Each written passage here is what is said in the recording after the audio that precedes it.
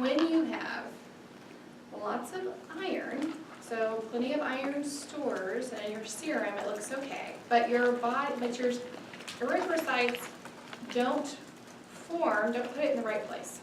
So rather than incorporating iron into hemoglobin, it stores it near the mitochondria in the cytoplasm. So the cells start, especially after they have been especially stained with Prussian blue, that's going to be your hint there, Prussian blue stain. It will give, those little iron stores will start to light up. They look like little blue dots, and they will have a ringed appearance because it's the cytoplasm of the cell, and the whole cell will have a ringed appearance once you get enough iron stores in there, and it will be a ringed blood cell, which is why we call it sideroblastic anemia. It's a ringed sideroblastic anemia. The other thing is the mitochondria, after they've accumulated too much iron, which will happen, will burst. And then you've lost that red blood cell. It will lyse. So this is characterized by a total increase in iron. You have the ringed sideroblast, and they will be hypochromic because you're not using iron and hemoglobin. Right? Anytime you're not able to make hemoglobin, you're going to have a hypochromic anemia. So we classify these either by hereditary reasons, which are most commonly X-linked. You don't need to memorize anything about that, just they're X-linked conditions usually associated with sideroblastic anemia if it's hereditary. But then you also have acquired, it's either idiopathic or secondary, usually to alcoholism. Most of the time it's alcoholism that leads to sideroblastic anemia. It can sometimes happen after you have chronic transfusions, but I would assume, I want you to associate with alcoholism as well as lead poisoning. So lead poisoning interferes with iron storage in the mitochondria. It leads to increased storage in the mitochondria, and it damages the activity of enzymes that take it and use it for hemoglobin synthesis. So it just stays there in the cytoplasm of the mitochondria and creates that ringed appearance. We call that basophilic stippling. It looks like somebody took a stipple brush and just put little dots all over it. Lead poisoning, I want you to know, is more common in children. In kids, especially toddlers, you absorb lead at a much higher rate than you do as adults. So kids also eat things they shouldn't eat, obviously, like paint that could have lead in it. But unfortunately, even if you ate that for some reason, which I hope you wouldn't do, it still wouldn't affect you like it does a kiddo because they just absorb lead at a much higher rate than adults do. So that's why we test kids, especially in kids where in certain areas they actually look at zip codes, determine which kids epidemiologically have been known to have higher rates of lead poisoning, and we test them at intervals to make sure the lead isn't getting high. Because if it is, we might need to consider chelation. Lab features, because they have plenty of iron but they can't use it, the serum iron will be high, ferritin will be high, they got plenty in storage, just not using it. Iron binding capacity is normal. Ferritin's moving stuff, it's moving things, it just can't, transferrin's moving things, it just can't use it whenever it gets down to hemoglobin production. MCV is low or normal, but many times low because you're not making hemoglobin. And that basophilic stippling is what you should associate with sideroblastic anemia, especially after it's been stained after Prussian blue staining. All right. So here, that was really quick. So here is just a table of all your labs so you can get a good, I don't want you to consider chronic inflammation there. That's really, you can, but we'll go over it tomorrow. That's really more of the anemia due to a chronic disease, because most of the time it's due to chronic inflammation or kidney problem. But tables like that sometimes help me, and I include just for you to look at later so I can kind of sort them out in my head. All right. So let's go over some questions.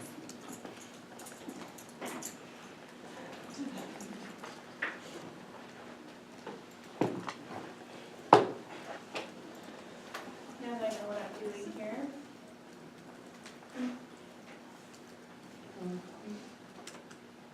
I guess that's pretty cool to say that.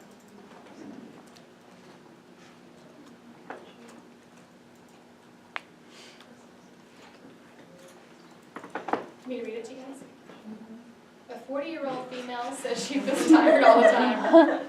I'm serious. She's tachycardic and pale. You order CBC, your hemoglobin's 10, that's low. Your MCV 75, that's low. Your tip count is not increased. What is most common? What is probably the problem?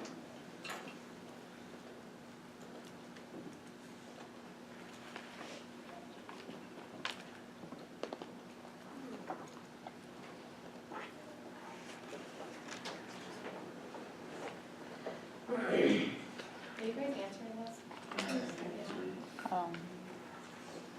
Okay, I see what you want that. You guys are slow. You're not thinking this through, huh? Is it tricky? We'll see, yeah.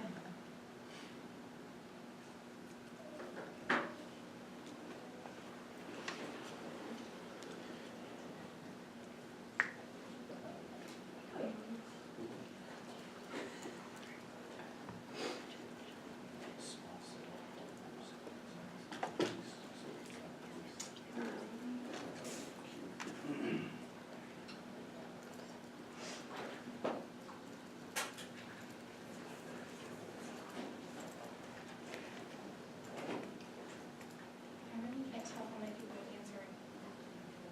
It says bottom. I know, but it's like covered up. Oh. Make it full screen maybe? You know. Make that thing. Oh, sorry, it says 36. It says 36? Yeah. All right, then we'll find out. Oh, nice. Just kidding.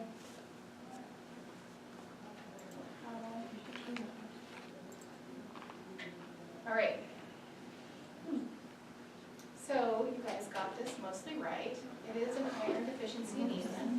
So are we changing the answers? Really? So tell me, what do you guys think? Oh, seriously. It's important though. We need to discuss it. So what made you think, what's the difference between your iron deficiency anemia and hemolytic anemia? What makes you think it's not a hemolytic anemia based on what you know? There's no increased reticulocyte? Yeah, that's a big hint, right? Your retic count's normal, and a hemolytic anemia, your retic count should be elevated, right? It should be lower, right? Well, in a hemolytic anemia, it would be higher, right? And because it's low, because why? Why is it low right now in an iron deficiency anemia? They're not making it more. You don't have the stuff to make it. Right, you could make more if you wanted to, right? You're trying, but you can't. So the retic count's not elevated, although that would be an appropriate response to an anemia that just can't do it. The other thing is, for MCV is 75, right? So this is a microcytic anemia. That kind of rules out all those megaloblastic anemias, which you may not know yet, but it does. And because those are all macrocytic anemias. Definitely would have a high MCV. But this is a low MCV, so the most common cause for a microcytic anemia is iron deficiency anemia. It should be automatically your first go-to unless you see some compelling reasons for it not to be the case based on the lab. But let's go on. An 18-year-old female presents with fatigue. CBC reveals a microcytic anemia. Which of the following lab tests would you order next to evaluate this patient? Will you switch it? Yes, sorry. Well, for one, I'll do this, and then I'm not gonna let you guys know the answers yet. You all just copy each other. Obviously.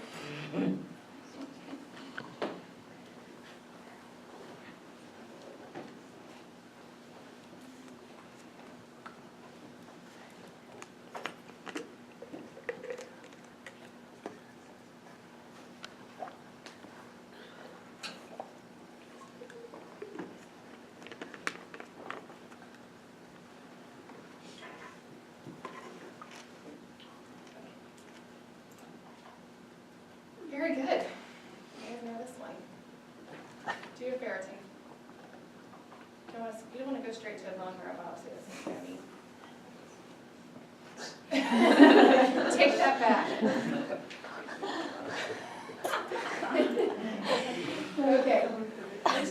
treatment is used to diagnose alpha thalassemia.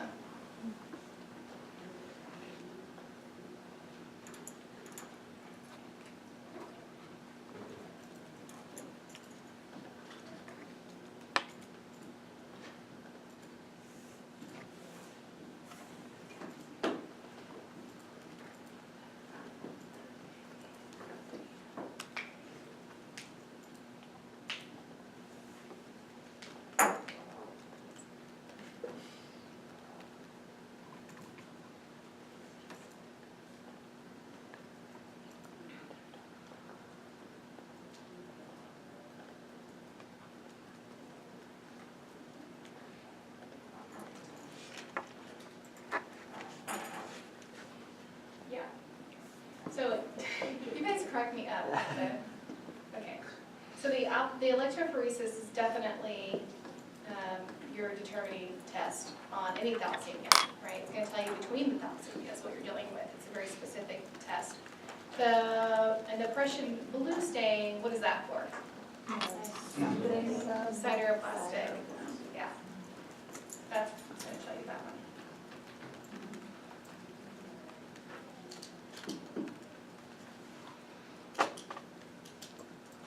You initiate iron supplementation on a 51-year-old female with iron deficiency anemia secondary to dysfunctional uterine bleeding from fibroids. Which of the following tests would be the earliest initial positive indicator of her bone marrow's response to treatment?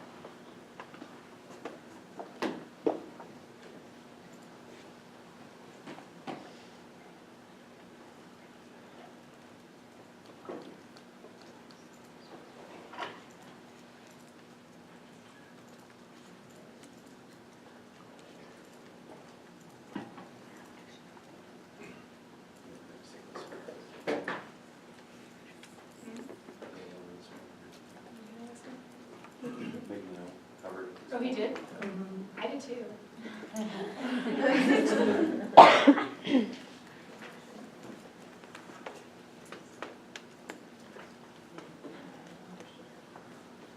We were just trying to help you prove your theory that they were almost the same. Yeah. Like, you know. You're dead to me now, Larry.